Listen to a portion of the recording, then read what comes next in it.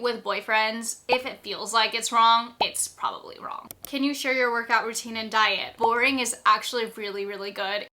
Hi friends, welcome back to the channel. It's Miki. Today we are barefaced, which means that we are doing a get ready with me, and simultaneously I'll be answering some of your girl talk questions. I've been wanting to do this video for years, but I've just never actually sat down. But y'all sent in some good questions on Instagram stories, so I'm gonna do that. We'll also kind of show you my everyday makeup routine that really does not change that often.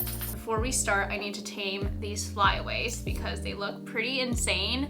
This finishing hair cream, y'all know I've been using this for literally I don't know, 3-4 years, but you literally just brush them through and your flyaways go away. It's like black magic. I permanently have at least 3 of these in my house at all times. And here's all the makeup. I usually do my makeup over here, but the lighting is better here, so let's get into it. How do you know the feeling of when you found the right person? I feel like when you ask girls who feel like they have found the one, you definitely have some key moments. Oh my god, I forgot to put sunscreen on. I'm distracted already. Okay, let me blend this and then put sunscreen on. But if you ask any girl, I feel like there are some key moments where you're like, oh my god, this person is the one for me. There are some really funny moments, okay? So for example, Miki Rai, who obviously is the most important thing to me in the world, absolutely hates getting his nails trimmed. And the first time that I watched Kevin Dremel and trim his nails for him, Miki Rai was so calm. I'd never seen him so comfy with someone before, and I think it's just because animals can pick up on the energy. He could feel that Kevin was so calm and so collected. So that was a key moment where I just knew. Going in with the sunstick. Another moment where I knew was when I ended up getting a UTI, and in the middle of the night, Kevin went to the pharmacy to pick up my prescription for me at 2 a.m. after already having worked a 16-hour day and having to work another 16-hour day afterwards. You don't just do that for anyone. That's true love. But it's so funny because you'll feel your heart flutter in those moments and you're like, oh, I think they're the one. We often have loves when we're younger that can feel like a twin flame. And if you don't know what a twin flame is, it's basically somebody who, as if you guys are literally twins, you think the same, but you also probably have the same weaknesses, which means that when you guys have fun, you have so much fun, but when things go south, you guys also react similarly, and so that can be really bad. But with a soulmate, sometimes we feel boring is bad, but actually I feel like boring is actually really, really good in the one. It's funny because we're not wired for consistency and constants because it feels boring, right? But that's actually what you want in a long-term partner. You don't want all these crazy ups and downs and roller coasters of emotions. By the way, I will link everything down below. I'm probably gonna be really bad about introducing all of these products, but this one is my absolute favorite concealer. It is from Ilia. I've used it for probably 2 years now. Next up, the Hoola bronzer from Benefit. I've been using this for so many years. I can't even describe it. What are your red flags when it comes to boyfriends and friends? Let's start with boyfriends. So I would say the biggest red flags are having non-negotiables in somebody when you already know it's not gonna work out. Let's use a really dramatic example, for example. You know you want to have kids and you know you're looking for a long-term relationship that'll end in marriage, let's say, and that person absolutely does not want kids. That is a non-negotiable. That's a huge red flag, right? I think red flags that are a little underrated are people who do not listen to you when you are speaking. They get so caught up in talking about themselves that they can't listen to you at all. I think that's a really big red flag. If they don't introduce you to their friends, that's a big red flag. If they don't feel proud to show you off. I would say with boyfriends, if it feels like it's wrong, it's probably wrong. With girlfriends, sometimes I feel like it can be a little bit harder to know because a lot of the times the red flags are not as blatantly obvious. Feeling like the friendship is one-sided. You're always the one making the plans. You're always the one going out of your way to make things work for them. If you feel like they would not reciprocate the same kind of love or energy to you, it obviously doesn't need to be a 50-50, but let's say you feel like you would drop them off at the airport. But when you think about whether or not they do it for you, if they wouldn't, then I think that's definitely a sign to like pull back or at least be wary of that information. Other things is if your friends and family say that you probably shouldn't be friends with someone, I think that's something to take really seriously, because I've definitely ignored signals that people around me have given to me. The most common thing that I will hear people say about like friends that they don't approve of is they don't bring out the best in you. So think about like when you hang out with someone afterwards, do you feel energized? Do you feel happy? Do you feel excited? Like what are the feelings that someone is making you feel? This is the exact blush that was recommended to me by the color analysis gal, and I love it. It's like this like a little bit coral but also pink, which I feel like is so flattering.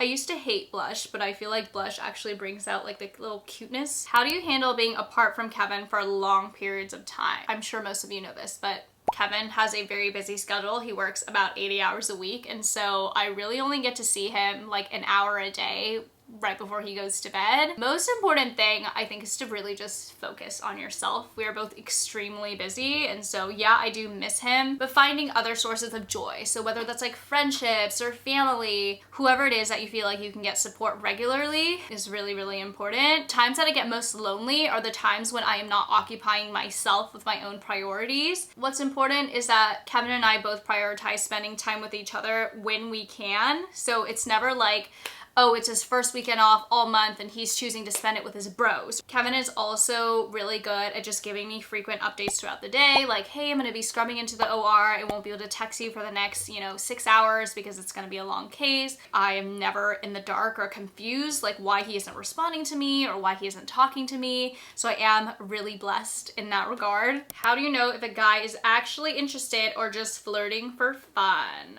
I always heat up my eyelash curler with a lighter. It just like makes the curls stay longer. The biggest telltale sign is when they are bad at communicating, because I think anyone is capable of communicating well, or at least better, if they are interested. Like if they start to like text you slower or they make a bunch of excuses. Whenever people make excuses, what I tell them is you always have time for the things that matter. If you're making excuses, it just means that you are not a priority. Sometimes I feel like we almost make excuses for people in our heads, right? Because we're like, oh, they're busy, it's fine, like I don't want to bother them. You aren't even dating yet, like you're just in the chasing phase. They should be giving you their absolute best. Another big sign is if they refuse to introduce you to their circles, like they don't want to bring you into their events or meet their friends. It might be a sign that they are not taking things as seriously as you are. Better Than Sex mascara has been viral for so long, but actually recently I bought this Too Faced Better Than Sex Foreplay, which is a primer, and it is my new favorite primer. I use it every single day. I have very straight Asian lashes. Oh my god, not me forgetting to put eyeshadow on. Every time I film a tutorial, like screw up all my steps. I'm gonna go with the Romand palette. I just put this like very subtle brown shade on my lid. I feel like it makes it just like a little bit more dimensional. What I do after the primer is that I go through with the lash comb and separate out those pieces. Look at my lashes. I don't even have mascara on yet. This is just the primer, y'all. Have you made any good girlfriends in Seattle? How do you make new friends in a new city? I moved to Seattle with Kevin for his residency program back in 2020, and because the world was shut down for a long time, it was really difficult to go out and make new friends. But also, I'm just an introvert. There's no activity I do that requires me to really go outside that often. Like I'm not really participating in any sort of clubs. I'm not going to the bars because I don't drink.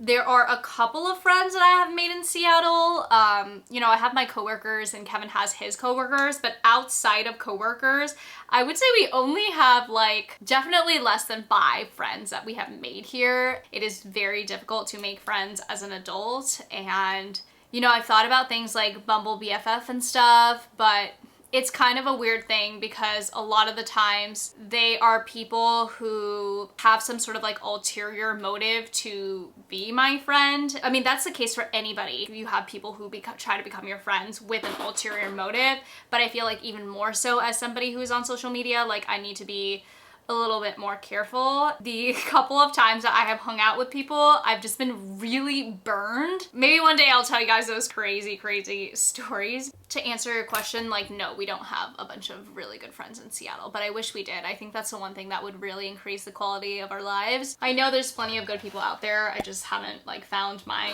tribe yet. We're gonna lighten our under eyes with this bling bling Etude house. I've had this for at least 5 years. It's so old, but it still works amazing. Can you share your workout routine and diet? In terms of diet, if y'all have been here a long time, you may know that I gained a lot of weight and lost a lot of weight in my college / pre-college years. Now I pretty much just stick with intuitive eating. I eat when I want until I'm full. We do actually order meal prep. We don't do it ourselves because we are very busy. We use a company called Cook Unity. There's also like Factor 75. Like, just find one that you feel like tastes good.